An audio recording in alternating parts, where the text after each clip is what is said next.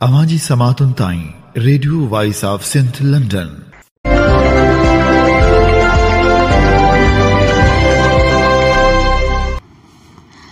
आप सुन रहे हैं radio voice of Sindh London. खबरों, तजज़ियों और तबसरों पर मुश्तमिल प्रोग्राम आज का अहवाल के साथ में आपकी खिदमत में हाजिर आपके मेज़बान शान से। प्रोग्राम के आगाज में आपके लिए दुआ कि आप जहां भी रहें खुश व खुर्रम रहें। 31 अक्टूबर 2024 जुमेरात के दिन ये program radio voice of Sindh London के स्टूडियो से आपकी खिदमत में बराह रास्त नशर किया जा रहा है। सबसे पहले हालात हाजरा पर एक नजर डालते हैं। दरिया सिंध से 6 केनाल निकालने के खिलाफ एसटीपी की कॉल पर डॉक्टर कादिर मक्सी की क़यादत में बबरलो बाईपास पर धरना दिया गया। सिंध तरक्की पसंद पार्टी की तरफ से गवर्नर हाउस के सामने धरने का ऐलान किया गया। बबरलो बाईपास पर दिए गए धरने में सिंध भर से बड़ी तादाद में लोगों ने शिरकत की। धरने से खिताब करते हुए एसटीपी के सरबराह डॉक्टर कादिर मक्सी ने कहा कि मैं chief of army staff general Asim Munir को बताना चाहता हूं कि सिंधु दरिया का पानी सिंध के 6 करोड़ इंसानों की जिंदगी है। हम दरिया सिंध से कोई केनाल निकालने नहीं देंगे। डॉक्टर कादिर मक्सी ने कहा कि पंजाब ने मुख्तलिफ औकात में सिंध की चीज़ों को कब्जा करने की कोशिश की। ज़ियाउल हक, परवेज़ मुशर्रफ और जनरल फैज़ हमीद के पाले हुए सियासतदानों ने हमेशा अपने मफादात के लिए सिंध को तबाह किया।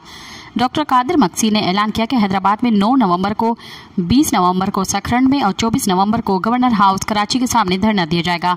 खिताब करते हुए डॉक्टर कादिर मक्सी ने कहा कि बताना चाहता हूं, chief of army staff Asim Munir को बताना चाहता हूं कि सिंधु दरिया का पानी सिंधी लोगों की जिंदगी का सामिन है। हजारों सालों से सिंधु दरिया बह रहा है। ये काबिल दरिया आता है, ये कश्मीर से तिब्बत से दरिया आते हैं और ये सिंधु दरिया बनकर इन करोड़ों इंसानों को जिंदगी की जला बख्शते हैं।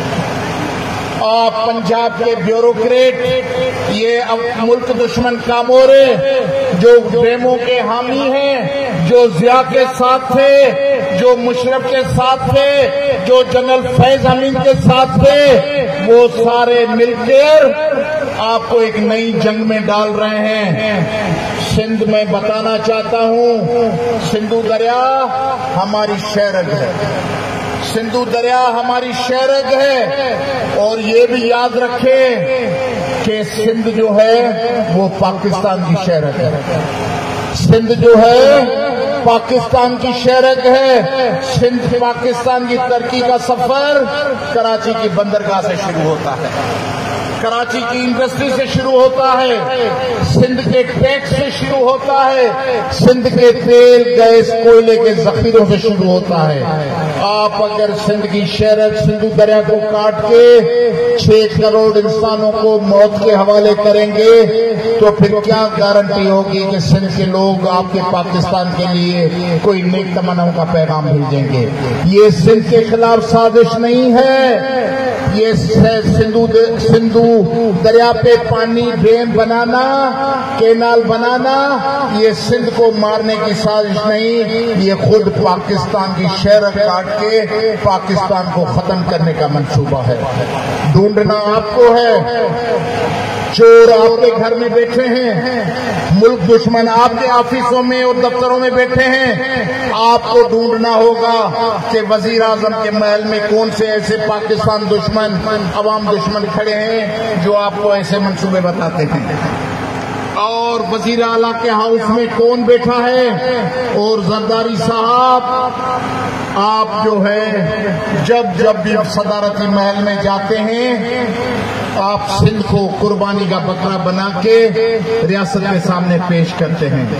आपको याद है, आपको याद हो कि न याद हो, हमें याद है, आपने MQM के फरमाइश पे सिंध को 2 बलदियाती निजाम दोहरा बलदियाती निजाम किया था। फिर आपको याद है आपने जल्दबाजी में असेंबली में बिल भी पास किया था, आपने जल्दी में असेंबली में बिल भी पास किया था, दोहरे निजाम की कानूनी शक्ल दे दी। जब आपके वजीर और वजीर आला सिंध के गली कोचों में निकलते थे तो सिंध के लोगों ने टमाटर गंदे अंडों से आपके मुंह पे दे मारे और हमारी माएं बहनों ने चप्पलें उठाकर आपके पीपलों के मुंह पे मारे थे। आपके जलसे सिंध में खत्म हो गए। आपका कोई एमपी एमएलए कोई जलसा नहीं करता था सिंध में। 2012 का जमाना याद करें। ये लड़ाई उससे भी बड़ी है, पानी की लड़ाई उस लड़ाई से भी बड़ी है। अगर आपके सिंध के वजूद को, सिंध की गैरत को, सिंध के जिंदगी को चैलेंज करना चाहते हैं तो आप चैलेंज करते रहें, आप चैलेंज करते रहें, लेकिन आपकी पार्टी सिंध में सलामत नहीं रहेगी। पीपल्स पार्टी एक दिन इस मिट्टी के ढेर में दफन हो जाएगी, सिंध कायम रहेगी। सिंध यूनाइटेड पार्टी के सेंट्रल एग्जीक्यूटिव बॉडी का इजलास पार्टी सदर सैयद ज़ैन शाह की जेर सदारत जामशरो में हुआ। इजलास में रोशन अली बरड़ो, अमीर आजाद पंवर, आरिफ न्याज आरई, मुनीर नाइच, मुनीर हैदर शाह, जगदीश आहूजा, रमजान बरड़ो, ख्वाजा नवीद, मुख्तार मेमन, फतेह खासकेली, असगर कुरैशी और दीगर शरीक हुए। सैयद ज़ैन शाह की सदारत में होने वाले इजलास में दरिया सिंध और 6 केनाल निकालकर सिंध को बंजर बनाने के मंसूबे के खिलाफ जिद्दोजहद पर गौर किया गया। मुल्क और सिंध के मौजूदा सियासी सूरत हाल पर भी तबादला ख्याल किया गया। इजलास के बाद SUP के सदर सैयद ज़ैन शाह ने पार्टी के दीगर मरकजी रहनुमाओं के हमरा प्रेस ब्रीफिंग से खिताब करते हुए कहा कि वजीर आला सिंध और दीगर वज़रा गलत बयानी कर रहे हैं। आसिफ जरदारी ने ही दरिया सिंध का सौदा किया है। 26वीं आईनी तरमीम मुल्क में फौज को इक़्तिदार में शराकत का इख्तियार देती है। तरमीम से सूबाई खुद मुख्तियारी मुतासर हुई है। खदशा है कि पानी के गैर आइनी मंसूबे पर अमल करने की कोशिश की जाएगी। आइनी तरमीम से शहरियों के बुनियादी हक मुतासर होंगे, सूबाई खुद मुख्तियारी मुतासर होगी। हम आइनी तरमीम को मुकम्मल तौर पर मुस्तरद करते हैं। सैयद ज़ैन शाह का मजीद कहना था कि आइन की खिलाफ वर्जियाँ करने वाले सदर को ओहदे पर रहने का कोई हक नहीं है। उन्होंने मजीद कहा कि दरिया सिंध से केनाल निकाले गए तो बदीन, टंडो मोहम्मद खान, सज्जावल, ठट्ठा और कराची में पानी का शदीद बहरान हो जाएगा। कराची के सिविल सोसाइटी को नोटिस लेना चाहिए। उनका मजीद कहना था कि हम दरिया सिंध पर केनाल बनाने के खिलाफ एहतजाजी तहरीक चलाएंगे। हमारे वफद MNAs और MPAs के घरों पर भी जाएंगे और उन्हें याददाश्तनामे पेश करेंगे और उन्हें कहेंगे कि दरिया सिंध का पानी बंद करने वाले मंसूबों पर आप अपना किरदार अदा करें। हम कहते हैं कि सदर आसिफ अली जरदारी ने इक़्तिदार के लिए दरिया सिंध का सौदा किया है। हम दरिया सिंध को बचाने के लिए मुहिम चलाएंगे। कौमी अवामी तहरीक के रहनुमा अयाज लतीफ़ पलीजो ने कहा है कि सिंध दरिया सिंध के साथ है। 7 करोड़ अवाम की जिंदगियां मुल्क की बका है। सिंध के खिलाफ किसी भी किस्म की साजिश दरअसल मुल्क के खिलाफ साजिश है, इसीलिए दरिया सिंध को कत्ल नहीं किया जा सकता। केनाल कबूल नहीं किए जाएंगे। लाखों लोगों के साथ मिलकर पुरअमन जिद्दोजहद के जरिए इसका मुकाबला किया जाएगा। पीपल्स पार्टी और जरदारी ग्रुप को सिंध और सिंधी अवाम से कोई दिलचस्पी या मोहब्बत नहीं है। वो दलाल और सौदागर हैं। पीपल्स पार्टी और जरदारी सिंध के अमीर लोगों को तबाह करना चाहते हैं। पीपल्स पार्टी ने इक़्तिदार की खातिर दरिया सिंध, जजीरा और सिंध के वसाइल बेच दिए हैं और सिंधी अवाम के हकूक़ के लिए खूबसूरत नारे लगाए हैं। सिंध कुदरती वसाइल से माला माल है। यहाँ तेल, गैस, कोयला और दीगर मैदनियात मौजूद हैं। दूसरी तरफ ज़राअत, समंदर और बंदरगाहें हैं। ऐसे वसाइल रखने वाले ममालिक तरक्की याफ्ता और खुशहाल हैं, लेकिन सिंध के अवाम दुखी और करप्ट हुक्मरान खुशहाल हैं। अवामी तहरीक के मरकजी सदर एडवोकेट वसंत हरी, मरकजी सीनियर नायब सदर नूर अहमद कातियार, मरकजी रहनुमा डॉक्टर रसूल बख्श खासकेली और एडवोकेट अयाज कलोई ने अपने मुश्तरका प्रेस बयान में कहा है कि कारपोरेट फार्मिंग मंसूबों को पानी पहुंचाने के लिए दरिया सिंध से 6 नए केनाल बनाए जा रहे हैं। एक तरफ कारपोरेट फार्मिंग के नाम पर सिंध की ज़मीनों पर कब्जा किया जा रहा है तो दूसरी तरफ नई केनालें और डैम बनाकर सिंध का पानी रोका जा रहा है। पीपल्स पार्टी सिंध दुश्मनी के तमाम मंसूबों में वफाकी शराकतदार है।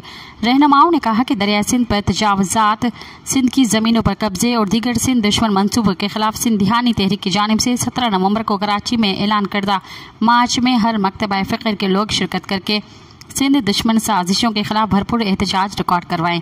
उनका मजीद कहना था कि पंजाब के हुक्मरानों से गुज़िश्ता 1.5 सदी के पानी का हिसाब लेने का वक्त आ गया है। पंजाब के हुक्मरान गुज़िश्ता 1.5 सदी से सिंध का पानी चोरी कर रहे हैं। सिंध और बलूचिस्तान में जबरी गुमशुदगियों का सिलसिला बदस्तूर जारी है। जाम शुरू से सईद तेवनो, पुरियल कोरेजो और अतहर पमर को जबरी तौर पर लापता कर दिया गया। दूसरी जानब रियासती इदारों के हाथों लापता पठान खान जहरानी की जबरी गुमशुदगी को 5 साल मुकम्मल होने पर कराची प्रेस क्लब पर एहतजाज का ऐलान किया गया है। सिंध सुजागी फॉर्म की तरफ से कराची प्रेस क्लब के सामने 9 नवंबर को एहतजाज किया जाएगा। पठान खान जहरानी, अयूब कांधड़ो, मुर्तजा जुन्नेजो, इंसाफ दायो और दूसरे कारकुनों की आज़ादी के लिए एहतजाजी कैंप लगाया जाएगा। तुर्बत से फोर्सेस ने 9 मौसीकारों को हिरासत में लेने के बाद पुलिस के हवाले कर दिया। फोर्सेस ने केज कल्चर सेंटर पर छापा मारकर उस्ताद आरिफ मजार समेत सेंटर का पूरा अमला गिरफ्तार कर लिया।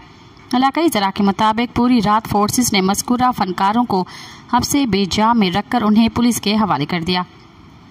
फनकारों की गिरफ्तारी को अवामी हल्के शदीद तनकीद का निशाना बना रहे हैं, जबकि जिला इंतजामिया ने फनकारों की गिरफ्तारी जाहिर करने के हवाले से ताहाल कोई मौक़िफ़ पेश नहीं किया है। पंजगोर एयरपोर्ट रोड पर नस्ब शहीद नवाब अकबर खान बुगटी के मुजस्मे को एक बार फिर नामालूम अफराद ने नुकसान पहुंचाया है। ये मुजस्मा हाल ही में नस्ब किया गया था। इससे पहले भी पंजगोर में मौजूद नवाब अकबर खान बुगटी चौक पर नस्ब मुजस्मे को नामालूम अफराद ने नुकसान पहुंचाया था। जिस वक्त नामालूम अफराद ने ऊंट पर रखे नवाब अकबर बुगटी के मुजस्मे को उखाड़ कर ले गए थे।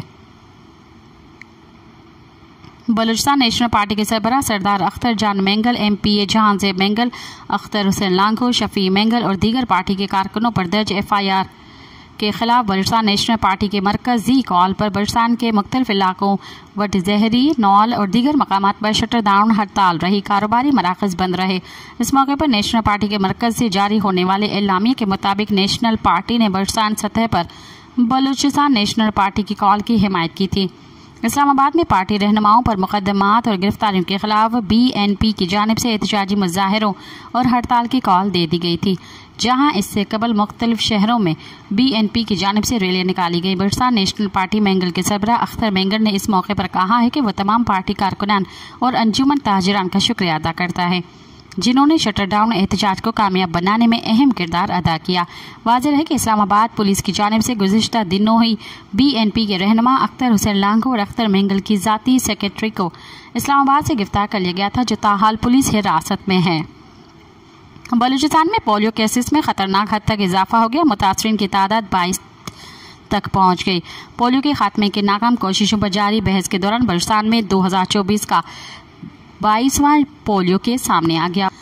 पाकिस्तान ने 2024 के लिए wild polio virus type WPV1 का 23वां केस रिपोर्ट किया है, जिसकी तस्दीक नेशनल इंस्टीट्यूट ऑफ हेल्थ में पोलियो के खात्मे के लिए रीजनल रेफरेंस लेबॉर्ट्री ने की है। ताज़ा तरीन केस में बलूचिस्तान के जिले चागी का एक बच्चा शामिल है, जो इस साल चागी में पोलियो का पहला केस है। अब तक बलूचिस्तान में 22, सिंध में 12, खैबर पख्तूनख्वा में 7, पंजाब और इस्लामाबाद में एक केस रिकॉर्ड किया गया है। महकमा सेहत के मुताबिक 28 अक्टूबर से 3 नवंबर तक बलूचिस्तान समेत पाकिस्तान भर में पोलियो के खतरे पिलाने की मुहिम जारी है। कम्युनिस्ट पार्टी ऑफ पाकिस्तान के secretary general popular left alliance के कन्वीनर कामरेड इमदाद काजी ने कहा है कि खैबर पख्तूनख्वा के हालात इंतहाई संगीन और पेचीदा शक्ल इख्तियार कर चुके हैं। खुसूसन करमपारा, चन्नार, बन्नू, हंगू, डेरा इस्माइल खान, टांग, वजीरिस्तान और लकी मुरवत में अमन अमान की सूरत हाल पर सख्त तशवीश का इजहार करते हुए उन्होंने कहा कि अगवा, कत्ल और दहशतगर्दी की वारदातें तकरीबन पूरे सूबे में मामूल बन चुकी हैं। लोग खौफ का शिकार है। जिंदगी मफलूज होकर रह गई है। मुल्क की अहम शाहराह पिछले 3 हफ्ते से बंद है। बाज़ इलाकों में खाने पीने और अद्वियात की अदम दस्तियाबी की वजह से बच्चों की अमवात तक की इत्तलात मौसूल हो रही हैं, लेकिन हुक्मरान एक दूसरे को जच करने या आइन का बुनियादी ढांचा तब्दील करने में मसरूफ हैं। हालात से बेनियाज और बेपरवाह हैं। इमदाद काजी ने कहा कि हुक्मरानों और रियासती इदारों की मुदाखलत और पॉलिसी की बदौलत पाकिस्तान खूना रेजी और खाना जंगी के दहाने पर पहुंच चुका है। इन हालात में जब न सिर्फ पख्तूनख्वा और बलूचिस्तान के अवाम को वफाक से नाराज किया गया है, अब दरिया सिंध के पानी का रुख मोड़ने के लिए ज़बरदस्ती 6 केनार निकालने के मंसूबे पर एक तरफा अमल करने, इर्सा के ज़वाबत और तरीक़ेकार को तब्दील करने और सिंध के साल साल से काश्तकार, आबाद और सैराब होने वाली लाखों एकड़ ज़मीन को बंजर बनाने और लाखों एकड़ एराजी गैरों और गैर मुतल्लिका इदारों के हवाले करने जैसे इक़दामात के खिलाफ सिंध के अवाम सरापा एहतजाज बने हुए हैं, लेकिन हुक्मरान सिंध के अवाम को भी दीवार से लगाने पर बज़िद हैं। इमदाद काजी ने कहा कि जब तक तमाम कौमी वहदतों को अपने अपने सूबाई वसाइल पर मुकम्मल इख्तियारात के साथ हुक्मरानी का हक नहीं दिया जाएगा, जब तक तमाम शहरियों को बाख्तियार नहीं बनाया जाएगा, जब तक वफाक और सूबाई हुकूमतें अक्सरती अवाम के मुआशी और समाजी मसाइल तरजीही बुनियादों पर हल नहीं करेंगी। तब तक अमन अमान बरकरार रखने के लिए मकामी सिविल इदारों को बाख्तियार और जिम्मेदार बनाया नहीं जाएगा। तब तक न तो पाकिस्तानी वफाक में शामिल वहदतों का एतमाद हासिल कर सकेगा और न ही गिलगित बिल्तिस्तान और कश्मीर की अवाम को मुतमिन किया जा सकेगा। इसलिए बेहतर यही होगा कि इस सिलसिले में आइन में तरजीही बुनियादों पर मतलूबा तरामीम की तरफ तवज्जो दी जाए। सांगल के नजदीक पसंद की शादी न कराने पर नौजवान ने फायरिंग करके 4 अफराद को कत्ल कर दिया। जवाबदार भी मारा गया। मुलजिम ने फायरिंग करके अपनी मां, 2 बहनों और बहनोई को कत्ल किया। कत्ल होने वालों में मां गंगना, बहनें धड़की, राधा और बहनोई रेजू शामिल है। वाकया झोल थाने के हदूद गांव अलीजान मरी में पेश आया। मुलजिम अपनों में शादी करना चाहता था, लेकिन घर वाले नहीं मान रहे थे। मुलजिम को गिरफ्तार करके झोल थाने पर लाया गया, जहां मुलजिम मारा गया। पुलिस का कहना था कि मुलजिम ने खुदकुशी की है। DIG ने वाकये का नोटिस लेते हुए SHO को झोल मुअत्तल कर दिया। घोटकी के नवाही गांव हयात मलक में पसंद की शादी पर लड़की को कत्ल कर दिया गया। शहनाज मीरानी के लवाहिकीन ने इल्जाम लगाया है कि इसके शोहर रमजान मलक और दीगर ने खातून को कत्ल करने के बाद लाश फेंक दी। सिंदड़ी के नजदीक ज्यादती का निशाना बनने वाली लड़की जान की बाजी हार गई। 2 रोज कबल 12 साल लड़की खैसू कोहली को रिश्तेदारों ने चंद पैसों की खातिर वहशी जवाबदारों के हवाले कर दिया था, जिन्होंने लड़की से इज्तिमाई ज्यादती की। लड़की को बेहोशी की हालत में हैदराबाद मुंतकिल किया गया था, जहां वो इंतकाल कर गई। सुप्रीम कोर्ट के जस्टिस अत्तर मनल्ला ने कहा है कि आर्टिकल 8 रियासत को ऐसी कानून साजी से रोकता है जो बुनियादी हकूक को खत्म या महदूद करे, और ये नाकाबिले तस्वर है कि सुप्रीम कोर्ट शहरियों की बुनियादी हकूक छीन ले। न्यूज के मुताबिक जस्टिस अत्तर मनल्ला ने मुख्तार अहमद अली की सुप्रीम कोर्ट मुलाजमीन की मालूमात देने से मुतल्लिक दरख्वास्त पर उर्दू में इजाफी नोट जारी कर दिया। जस्टिस अत्तर मनल्ला के इजाफी नोट में कहा गया है कि अपने भाई काजी फायसीसा के फैसले से मुकम्मल इत्तफाक करता हूं, केस के फैसले में इत्तफाकी राय देना चाहता हूं। जस्टिस अत्तर मनल्ला का कहना था कि मालूमात तक रसाई का हक आइन के आर्टिकल 19A में दिया गया है। कोई हुकूमत या अदारा मालूमात तक रसाई के बुनियादी हक से महरूम नहीं कर सकती। पाकिस्तान तहरीक इंसाफ PTI के रहनुमा शेर अफजल मुरवत ने कहा है कि वज़ीर आला खैबर पख्तूनख्वा अली अमीन गंडापुर ने एहतजाजी हिकमत अमली ठीक नहीं बनाई। बानी PTI इमरान खान ने नई एहतजाजी कमेटी बनाने की हिदायत की है। PTI रहनुमा शेर अफजल मुरवत ने इमरान खान से अडियाला जेल में मुलाकात करने के बाद मीडिया से गुफ्तगू करते हुए कहा कि बानी PTI को बताया कि वज़ीर आला खैबर पख्तूनख्वा ने एहतजाजी हिकमत अमली ठीक नहीं बनाई। बानी PTI ने कहा कि अगर मिलिट्री कोर्ट्स बन जाते हैं तो मुझे कोई फर्क नहीं पड़ता। शेर अफजल मुरवत का कहना था कि ये एहतजाज ठीक नहीं थे। वज़ीर आला खैबर पख्तूनख्वा ने एहतजाजी हिकमत अमली ठीक नहीं बनाई। बानी PTI ने कुछ फैसले किए हैं जो सलमान अकरम राजा बताएंगे। सिंध के दारुल हुकूमत कराची के जिला जनूबी के पुलिस ने 12 साल बच्ची को रेप के बाद कत्ल करने वाले तीसरे मुलजिम को भी गिरफ्तार कर लिया, जबकि मुलजिम ने 2 साथियों के साथ मिलकर रेप के बाद बच्ची की लाश को बोरी में बंद करके फेंक दिया था। कराची में साउथ जोन इन्वेस्टिगेशन पुलिस ने कार्रवाई करते हुए गंगा के रेप और कत्ल के वाक़े में मुलविस तीसरे इंतहाई मतलूब मुलजिम बिलावल खान को गिरफ्तार कर लिया।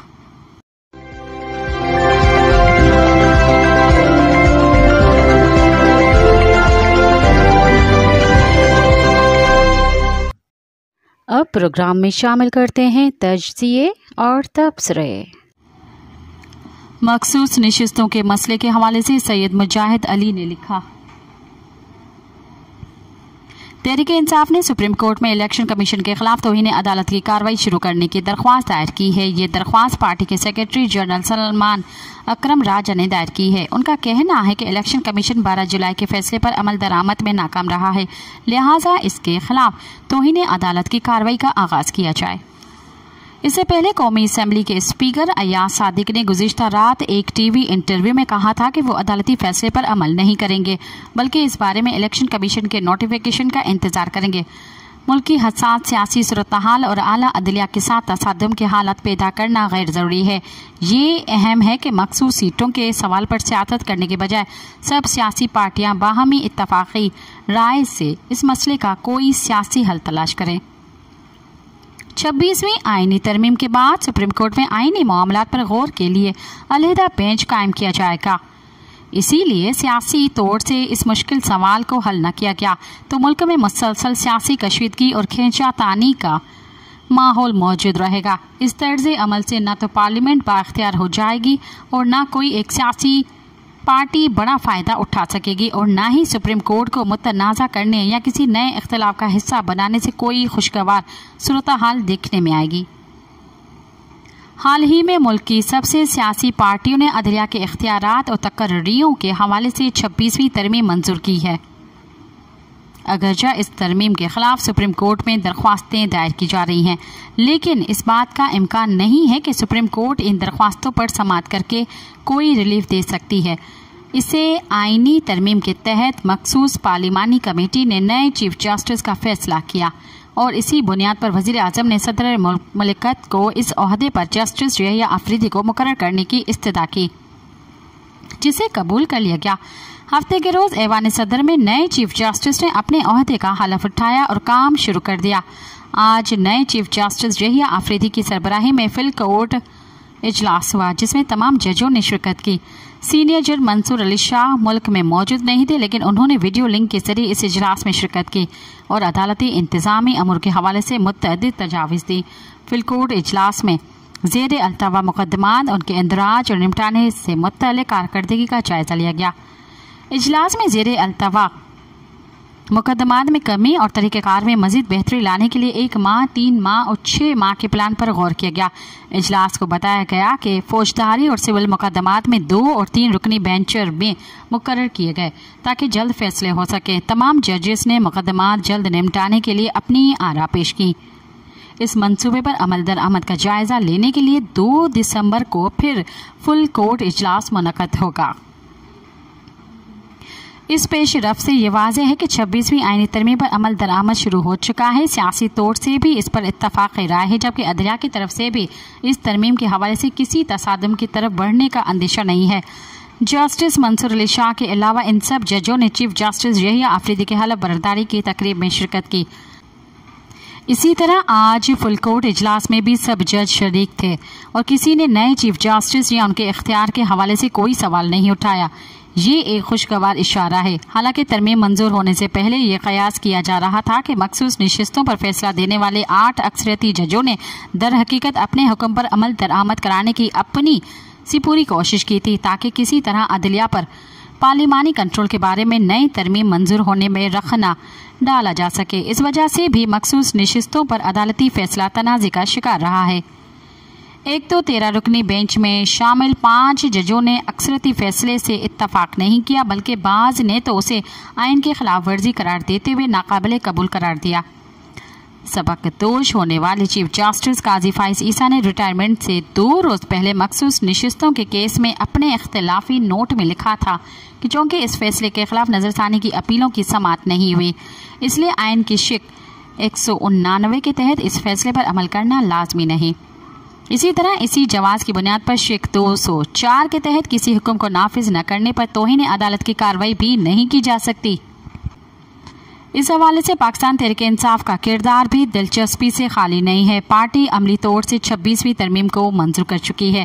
चीफ जस्टिस की तकर्री के लिए कायम होने वाली खुसूसी पार्लिमानी कमेटी के लिए पार्टी ने 4 अरकान नामजद कर दिए थे, लेकिन बुर्जुआ इसके इजलास में शिरकत नहीं की ताकि सियासी तौर से वो तरमीम की मुखालफत का ढोंग जारी रख सके। इस तरमीम के लिए तहरीक इंसाफ की रजामंदी का एक सबूत आज भी फराहम किया गया है, जब पार्टी की सियासी कमेटी ने जुडिशल कमीशन में शरीक होने का फैसला किया है। वाज़ेह है कि ये कमीशन नए आईनी तरमीम के तहत ही कायम होगा।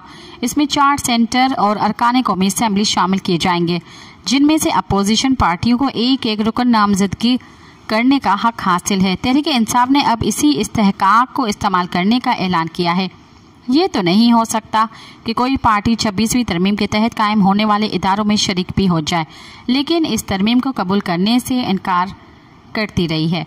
जाहिर है कि ये तर्ज अमल सियासी बाजीगरी के सिवा कोई अहमियत नहीं रखता। कोई अहमियत नहीं रखता। अब ये वाज़ेह हो चुका है कि अगरचा तहरीक इंसाफ ने मौजूदा हुकूमत के खिलाफ सियासी मुहिम जोई के लिए 26वीं तरमीम के हक में वोट नहीं दिया, लेकिन अमली तौर से उसने इसकी मंजूरी में कोई रुकावट नहीं डाली, बल्कि मौलाना फजल रहमान के जरिए मुतअद्दिद तजावीज़ को नई तरमीम में शामिल कराया गया। इस पस मंजर में सुप्रीम कोर्ट में मखसूस नशिस्तों के फैसले पर अमल दरामद न करने पर चीफ इलेक्शन कमिश्नर और इसके 4 अरकान के खिलाफ तौहीन अदालत की कार्रवाई की कोई कानूनी या अखलाकी हैसियत नहीं है। अलबत्ता अगर तहरीक इंसाफ सुप्रीम कोर्ट पर ऐसा दबाव डालने की कोशिश करेगी तो उससे फसाद और मुश्किलात में इजाफा होगा। तौहीन अदालत की कार्रवाई शुरू होती है तो ऐसे मुतअद्दिद कानूनी नुकात भी सामने आएंगे जिनके बारे में अक्सरियती फैसला करने वाले जजों को शायद अपने किरदार के हवाले से नाखुशगवार सवालों का सामना भी करना पड़े। खास तौर से इस हुक्म पर अमल करने के लिए जारी किए गए 2 नोट्स का मामला दिलचस्प और मुतनाज़ा मुबाहिस का सबब बनेगा। ये इख्तिलाफी नोट किसी बाकायदा अदालती कार्रवाई और किसी जुडिशल रिवायत के बगैर जारी किए गए हैं। खास तौर से दूसरा नोट इस लिहाज से भी बेमाना था कि इस वक्त तक अक्सरियती जजों का तफसीली फैसला जारी हो चुका था। इसी तरह इस मामले पर गौर करने वाला बेंच खत्म हो चुका था। इस बेंच में शामिल कोई जज या जजों का कोई ग्रुप किसी इख्तियार के तहत नया हुक्म जारी करने का मजाज नहीं था। इस नोट में इलेक्शन एक्ट की ऐसी तरमीम को मुस्तरद किया गया जिस पर किसी अदालत में न तो गौर हुआ और न ही हुक्म जारी हुआ। लिहाजा सवाल पैदा होगा कि एक ख़त्म हो जाने वाले बेंच में शामिल बाज़ जजों ने किस इख्तियार के तहत इलेक्शन कमीशन को यह हुक्म दिया था कि इस कानून को नज़रअंदाज करके उनके हुक्म के मुताबिक मखसूस नशिस्तें तहरीक इंसाफ को दे दी जाएं। अलबत्ता इन तज़ाद के बावजूद इस मसले के सियासी और असूली पहलू को नज़रअंदाज नहीं किया जा सकता। हुकूमत समेत सब सियासी पार्टियां तहरीक इंसाफ को पार्लियामेंट की बड़ी पार्टी मानती हैं। ये एक कानूनी तकनीकी नुक्ता है जो कि इन अरकान ने आज़ाद हैसियत में इंतखाबात में हिस्सा लिया था। इसीलिए इनकी पार्लिमानी क़ुव्वत को मानने के बजाय पार्टी को मखसूस नशिस्तों में हिस्सा देने से गुरेज किया जाए। इस मसले को सियासी अफहाम और तफहीम से हल करना ही वक्त की सबसे बड़ी ज़रूरत है। मुस्लिम लीग और पीपल्स पार्टी बखूबी जानती हैं कि असूली तौर से तहरीक इंसाफ इन मखसूस सीटों के हकदार है। इलेक्शन कमीशन के साबिका फैसले के मुताबिक दीगर पार्टियों को ये सीटें तकसीम करना नाजायज़ और अफसोसनाक तरीका था। इसी तरीके को दोबारा नाफिज करने की ख्वाहिश करना भी दुरुस्त नहीं हो सकता। फरवरी में मुनक़द होने वाले इंतखाबात बदस्तूर मुतनाज़ा हैं और मौजूदा पार्लियामेंट और हुकूमत की कानूनी हैसियत के बारे में सवाल भी उठाए जाते हैं। हुकूमत के पास ये नायाब मौका है कि मखसूस सीटों को इज्जत का मसला बनाने के बजाय उन्हें तहरीक इंसाफ को देने पर एतराज़ न किया जाए। इसी तरह तहरीक इंसाफ को भी इस मामले में अदालतों को मुलव्वस करने के बजाय दूसरी सियासी जमायतों के साथ अफहाम और तफहीम के जरिए ये मामला सुलझाने की कोशिश करनी चाहिए। हुकूमत मखसूस सीटों पर तहरीक इंसाफ का हक मानकर और तहरीक इंसाफ इस हुकूमती फैसले को खैर सगाली की एक उम्दा मिसाल तस्लीम करके पार्लियामेंट में बाहमी ताउन और अहम कौमी मसाइल पर बातचीत का रास्ता हमवार कर सकती है। इसी तरह सुप्रीम कोर्ट भी इस बोझ से बाहर निकल आएगी कि इसके हुक्म के मुताबिक मखसूस नशिस्तें तकसीम नहीं हुई। हुकूमत को 26वीं तरमीम के हवाले से ही मखसूस नशिस्तें PTI को मिलने का अंदेशा था। उसे खतरा था कि इसी सूरत में शायद इसके लिए 2/3 अक्सरियत हासिल करना मुमकिन नहीं होगा। अब ये मरहला गुजर चुका है और 26वीं तरमीम आइन पाकिस्तान का हिस्सा बन चुकी है। इसलिए अब माजी में झांकने के बजाय आगे बढ़ने और मुल्क और कौम को एक मुश्किल सियासी दलदल से निकालने की जरूरत है। शहबाज शरीफ या शायद नवाज शरीफ और बिलावल भुट्टो ज़रदारी को ये मसला हल करने के लिए कायदाना किरदार अदा करना चाहिए, जैसे 26वीं आईनी तरमीम पर तहरीक इंसाफ का ताउन हासिल करने के लिए मौलाना फजल रहमान का कंधा इस्तेमाल किया गया था। इसी तरह अब भी वो ज़रूरत मावनत पर आमदा होंगे। सियासी लीडरों को अब मामूली इख्तलाफात भुलाकर कौमी इस्लाह के बड़े मंसूबे पर काम करना चाहिए।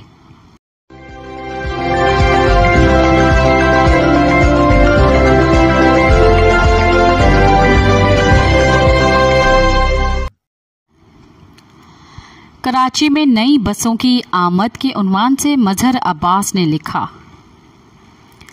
बहुत देर की मेहरबान आते आते मैंने अपनी सहाफत का आगाज़ी बल्दियाती रिपोर्टिंग से किया था। उस ज़माने में शाम के अखबारात शहरी मसाइल पर ज़्यादा तवज्जो देते थे, चाहे वो पानी का मसला हो, ट्रांसपोर्ट के मसाइल हो या शहर का मास्टर प्लान। क्राइम्स की खबरें उस वक्त भी सुर्खियाँ बनती थी, मगर उनकी नौइयत ज़रा मुख्तलिफ होती थी।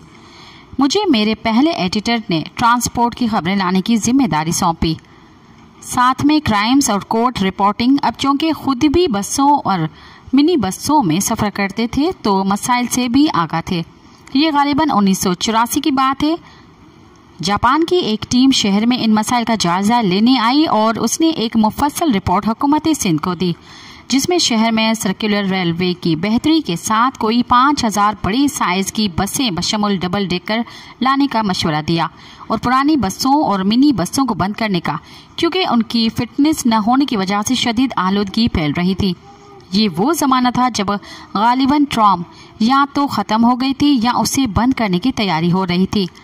इस वक्त कराची ट्रांसपोर्ट इत्तेहाद के सरबराह चौधरी इस्माइल होते थे, जिनके मातहत कई प्राइवेट बसें चलती थीं और उनकी गहरी नज़र थी इन मसाइल पर। वो अक्सर कहते थे, शहर जिस तेज़ी से फैल रहा है, हमने इस लिहाज से ट्रांसपोर्ट का मसला हल न किया तो बात हाथों से निकल जाएगी। कोई 40 साल बाद मुझे ये नवीज़ सुनाई जा रही है कि अब इंशाअल्लाह कई सौ नई बसें और डबल डेकर बसें भी आ रही हैं, मगर मुझे खदशा है कि इन टूटी हुई सड़कों पर ये बसें कैसे चलेंगी। मगर खैर, अब ये बसें आ रही हैं, लिहाजा उनका खैर मकदम करना चाहिए। मैंने हैदराबाद और कराची में डबल डेकर बसों में सफ़र किया है, फिर न जाने ये क्यों बंद कर दी गई। एक मजबूत कराची ट्रांसपोर्ट कारपोरेशन के तहत बड़ी बड़ी बसें चला करती थीं, जिनके शहर के मुख्तलिफ इलाकों में टर्मिनल होते थे। इसके अंदर जिस तरह लूट मार की गई, उसकी कई खबरें मैंने हेडलाइन में दी और अचानक ये बंद हो गई। क्यों और कैसे? फिर वो बसें कहाँ गई? टर्मिनल्स की ज़मीनों का क्या बना? ऐसा ही कुछ हाल सर्कुलर रेलवे का हुआ, वरना तो ये एक बेहतरीन सर्विस थी। अब कोई 2 दिहाइयों से इसकी बहाली की फाइलों पर ही न जाने कितने करोड़ खर्च हो गए। इस सारे निज़ाम को बेहतर और मजबूत किया जाता तो ना आज कराची की सड़कों पर आए दिन ट्रैफिक जाम होता और ना ही शहर दुनिया में आलूदगी के हवाले से पहले 5 शहरों में होता। क़याम पाकिस्तान के बाद बनने वाला कराची मास्टर प्लान उठा लें और देखें शहर को कैसे बनाना था और कैसा बना दिया। मास्टर प्लान बार बार नहीं बनते, मगर यहाँ तो क्योंकि सिर्फ लूट मार करना थी तो नए प्लान तैयार किए गए। मैंने दुनिया के किसी शहर में इतने बेढंगे फ्लाई ओवर और अंडरपास नहीं देखे जितने इस मुआशी हब में हैं। रसूलबलात कराची की एक दुख भरी कहानी है और ये शहर हर लिहाज से इतना तकसीम कर दिया गया है कि इसकी दोबारा बहाली एक कठिन मरहला है। ताहम खुशी है कि वज़ीर इत्तलात मोहतरम शर्जिल मेमन ने रंग बिरंगी ऐसी बसें लाने का वायदा किया है, जिनका किराया भी मुनासिब और बुकिंग ऑनलाइन। ये सब कराची मास ट्रांजिट का हिस्सा था, जो कोई 30 साल पहले बनाया गया था। उम्मीद ये है कि काम तेज़ी से होगा, क्योंकि जो हाल पिछले 5 साल से कराची यूनिवर्सिटी रोड का है, और वो भी एम.ए. जिन्ना रोड तक, अल्लाह की पनाह। शहर की सिर्फ 2 सड़कें एम.ए. जिन्ना रोड और शाहरा फैसल चलती हैं, तो शहर चलता ही रहता है। हैरत इस बात की है कि चंद साल पहले ही जेल रोड से लेकर सफूरा गोड़ तक, जहां जामे कराची भी वाक़ है, एक शानदार सड़क कोई 1 साल में मुकम्मल की गई। बेहतरीन स्ट्रीट लाइट्स लगाई गई, जिस पर 1-1.5 अरब रुपए लागत आई, और फिर यूं हुआ कि इस सड़क को तोड़ दिया गया। अब इसका तो हिसाब कौन देगा? अगर एक बेहतर सड़क बन ही गई थी तो चंद साल तो चलने देते। हमें तो बड़े प्रोजेक्ट बनाने और चलाने भी नहीं आते, सिर्फ तख्तियां लगवा लो, बाकी खैर है। दूसरा, बसों का जाल हो या पुलों की तामीर, ये काम दिहाइयों को सामने रखते हुए किए जाते हैं। इस शहर का खेल ही निराला है। यहाँ प्लान 3 साल का होता है, मगर मुकम्मल 13 साल में होता है। मैंने कई बार शर्जिल मेमन साहब को भी और ख़ुद वज़ीर आला सैयद मुराद अली शाह साहब को भी कहा कि सड़कों का कोई बड़ा प्रोजेक्ट हो, कोई फ्लाई ओवर, अंडरपास हो, तो सबसे पहले साइड की सड़कों को और मुतबादल रास्तों को बेहतर किया जाता है।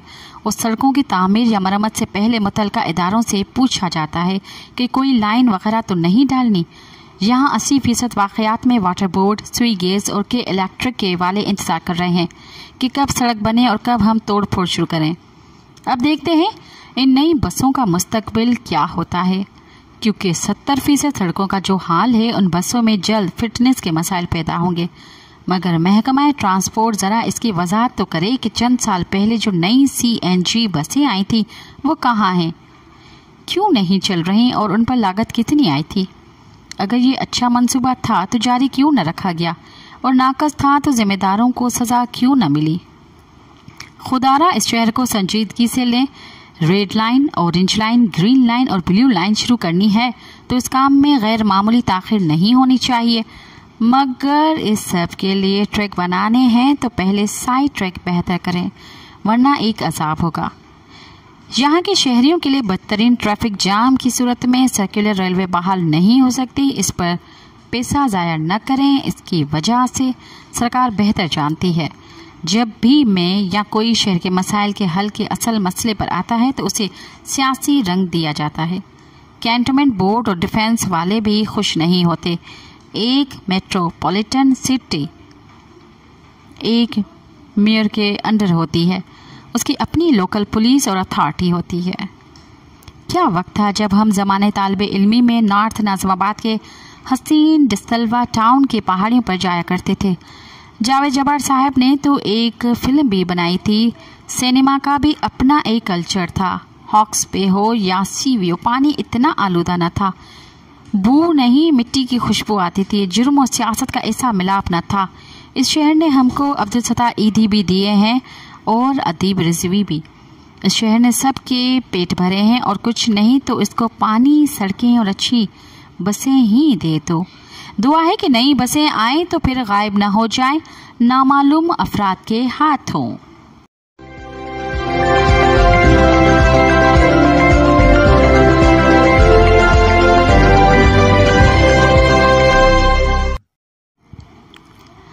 इंसानी हकूक़ की पामाली का सिलसिला के उन्वान से डॉक्टर तौसीफ अहमद लिखते हैं, अक़वाम मुत्तहिदा के मुख्तलिफ ममालिक में इंसानी हकूक़ की सूरत हाल का जायज़ा लेने वाली कमेटी ने अपनी रिपोर्ट में पाकिस्तान में इंसानी हकूक़ की सूरत हाल पर तशवीश का इजहार किया है। अक़वाम मुत्तहिदा की इस कमेटी की रिपोर्ट जो दुनिया भर में शाया होती है। कमेटी के अराकीन ने अपनी रिपोर्ट में लिखा है कि अभी तक मुंतखब तलबा यूनियन के इदारे की बहाली नहीं हो सकी है। मुआशरे के बाज़ ग्रुपों को इज्तिमा करने की आज़ादी नहीं दी जाती। मजलूम तबकात के अफराद को ज़बरदस्ती मजहब की तब्दीली पर भी मजबूर किया जाता है। बाज़ शहरियों के लापता होने का इल्ज़ाम सरकारी इदारों पर लगाया जाता है। सरकारी एहलकार मावराए अदालत कत्ल करने के वाक़यात में भी मुलविस हैं। ख़वातीन और बच्चों के खिलाफ जराइम में कमी नहीं हुई है। रिपोर्ट में मज़ीद कहा गया है कि रियासत मुतशद्दिद मजहबी अंसर को काबू करने में नाकाम रही है। रिपोर्ट मरतब करने वाले माहिरीन का कहना है कि जराइम बढ़े और मुजरिमों को सजाएं न होने की सारी जिम्मेदारी बदउनवान निज़ाम पर आयद होती है। रिपोर्ट में ख़ास तौर पर यह बात नोट की गई कि अदालतों से सजाओं का तनासब सिर्फ 3% है। रिपोर्ट में बच्चों की हालत ज़ार का जिक्र करते हुए कहा गया है कि लाखों बच्चे बुनियादी तालीम से महरूम हैं। ये गरीब घरों, दुकानों, कारखानों, खेतों और दीगर मकामात पर काम करने पर मजबूर हैं। रिपोर्ट ने सरकारी इदारों की कारकर्दगी का जायजा लिया है कि 5 साल की उम्र तक बच्चे पहुंचने वाले सिर्फ 41% बच्चे रजिस्टर्ड हैं। रिपोर्ट में इस बात पर भी हैरत का इजहार किया गया है कि इंसानी हकूक़ के तहफ़्फ़ुज़ के लिए आईनी कवानीन शहरियों के हकूक़ का तहफ़्फ़ुज़ नहीं कर पा रहे हैं। रिपोर्ट में हुक्मरानों को मशवरा दिया गया है कि अवाम दोस्त पॉलिसियाँ इख्तियार करें ताकि बुनियादी इंसानी हकूक़ का तहफ़्फ़ुज़ हो सके। हुक्मरानों को अपनी सारी तवज्जो लोगों को मुआशी फ़वाइद फराहम करने पर सर्व करनी चाहिए। अक़वाम मुत्तहिदा के periodical review universal periodical review के तरीक़ेकार के मुताबिक अक़वाम मुत्तहिदा के माहिरीन ये रिपोर्ट तैयार करते हैं। हुकूमत पाकिस्तान इंसानी हकूक़ की सूरत-हाल पर अपनी रिपोर्टें अक़वाम मुत्तहिदा की रिव्यू कमेटी को भेजती है। फिर अक़वाम मुत्तहिदा का इंसानी हकूक़ का दफ्तर अपनी रिपोर्ट तैयार करता है। अक़वाम मुत्तहिदा के अफसरान इंसानी हकूक़ के लिए काम करने वाली गैर सरकारी तंजीमों, वकला, सहाफ़ियों और इंसानी हकूक़ के तहफ़्फ़ुज़ के लिए काम करने वाले कारकुनों से इंटरव्यूज़ करते हैं। इन तंजीमों की रिपोर्टों और ज़राए अबलाग पर शाया होने वाली रिपोर्टों की मदद से ये रिपोर्टें तैयार की जाती हैं। यूँ अक़वाम मुत्तहिदा के माहिरीन की रिपोर्टें बहुत ज़्यादा मुफीद होती हैं। ये रिपोर्टें अक़वाम मुत्तहिदा के इंसानी हकूक़ के कौंसिल के इजलास में जो हर साल जिनेवा में मुनक़्क़द होता है पेश होती हैं। पाकिस्तान में रियासती और गैर रियासती सतह पर इंसानी हकूक़ के तहफ़्फ़ुज़ के लिए खासा काम हुआ है। गैर रियासती सतह पर इंसानी हकूक़ कमीशन HRCP गुज़िश्ता सदी के आखिरी अशरे से काम कर रहा है। सुप्रीम कोर्ट के साबिक जज जस्टिस दुरा पटेल, वकील आसमा जहांगीर, मारूफ सहाफ़ी, IA रहमान, हुसैन नकी और निसार उस्मानी वगैरह ने मिलकर काम किया। HRCP के 4 के करीब रजाकार इंसानी हकूक़ की जिद्दोजहद में शहीद हो चुके हैं। हर साल इंसानी हकूक़ के बारे में एक मुफस्सल रिपोर्ट शाया की जाती है। HRCP के कारकुन इन सालाना रिपोर्टों की तैयारी में सख्त मेहनत करते हैं और HRCP की रिपोर्टों में इंसानी हकूक की पामाली के तनाज़ुर में जिन हकाइक की निशानदेही की जाती है उन्हीं हकाइक का जिक्र अक़वाम मुत्तहदा की रिव्यू कमेटी ने अपनी रिपोर्ट में किया है। बैनुल अक़वामी इंसानी हकूक के इदारों और HRCP के मुसलसल कोशिशों के नतीजे में सरकारी सतह पर कौमी इंसानी हकूक कमीशन NHRCP कायम हुआ।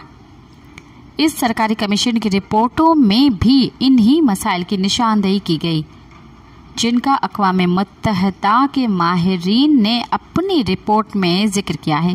फिर अक़वाम मुत्तहदा ने मुख्तलिफ कन्वेंशंस किए। मुल्क में अक़लियती कमीशन, औरतों की हैसियत का कमीशन, बच्चों के हक़ों के तहफ़्फ़ुज़ का कमीशन और इस नौइयत के दीगर कमीशन भी काम कर रहे हैं। मगर इस तरह शहरियों के जानने के बाद हक़ को यकीनी बनाने के लिए वफाक और सूबों ने इत्तलात के हसूल के कमीशन भी कायम कर दिए। सिंध में सहाफ़ियों के तहफ़्फ़ुज़ के लिए एक कमीशन कायम है। वफाक ने भी इस बारे में कानून साजी को हतमी शक्ल दे दी है, मगर सुप्रीम कोर्ट ने 2010 में लापता अफराद का मसला हल करने के लिए एक अदालती कमीशन कायम किया था, जिसके सरबराह सुप्रीम कोर्ट के साबिक जज जस्टिस जावेद इकबाल को मुकर्रर किया गया। वो गुज़िश्ता 14 बरसों से इस कमीशन के सरबराह हैं। सुप्रीम कोर्ट और हाई कोर्ट के जज साहिबान और इंसानी हकूक की तंजीमें जस्टिस जावेद इकबाल की कारकर्दगी पर सख्त तनकीद करती हैं, मगर जस्टिस जावेद इकबाल गुज़िश्ता हुकूमत में जब नेम के चेयरमैन थे तो सिंध हाई कोर्ट के मुतअद्दिद फैसलों और इस्लामाबाद हाई कोर्ट के साबिक चीफ जस्टिस अत्तर मन्नाउल्लाह की वाज़ेह रोलिंग दी थी कि लापता फर्द वो है जिसको सरकारी एहलकार अगवा करें। मौजूदा हुकूमत ने लापता अफराद के लवाहिकीन को फी कस 50 लाख रुपए मुआवजा देने का फैसला किया है, मगर इन तमाम इकदाम के बावजूद सूरत हाल इंतहाई ख़राब है। वफाक और सूबाई हुकूमतों को अक़वाम मुत्तहदा की इस रिपोर्ट पर संजीदगी से तवज्जो देनी चाहिए। अक़वाम मुत्तहदा की मुख्तलिफ तंजीमों की कार्रवाइयों का जायजा लेने वाले एक माहिर का कहना है कि जब भी पाकिस्तानी मंदूब जिनेवा में होने वाली अक़वाम मुत्तहदा के इंसानी हकूक़ की कौंसिल के इजलास में भारत के ज़ेर कंट्रोल कश्मीर में शहरियों को लापता करार देने और इंसानी हकूक़ की पामाली की रिपोर्टों की तरफ तवज्जो दिलाते हैं तो सिर्फ भारतीय मंदूब फ़ौरन पाकिस्तान में लापता अफराद के मसले और इंसानी हकूक़ की पामाली के बारे में अक़वाम मुत्तहदा की रिपोर्टों का हवाला देने लगते हैं। यूं पाकिस्तान का मौक़िफ़ कमज़ोर हो जाता है। इंसानी हकूक़ के मुसलसल पामाली से अवाम और रियासत के दरमियान फासले बढ़ रहे हैं। बलूचिस्तान और खैबर पख्तूनख्वा में आज़ादी का मुतालबा करने वाली तंजीमें मजबूत हो रही हैं। पंजाब और सिंध में तालिबे इल्मों के एहतजाज की मुश्किल शक्लें सामने आ रही हैं। ऐसा महसूस होता है कि अवाम रियासत के किसी बयानिए को तस्लीम करने को तैयारी नहीं है। जिस रियासत में शहरियों के बुनियादी हकूक़ का तहफ़्फ़ुज़ नहीं होता वो रियासत तरक्की नहीं कर सकती।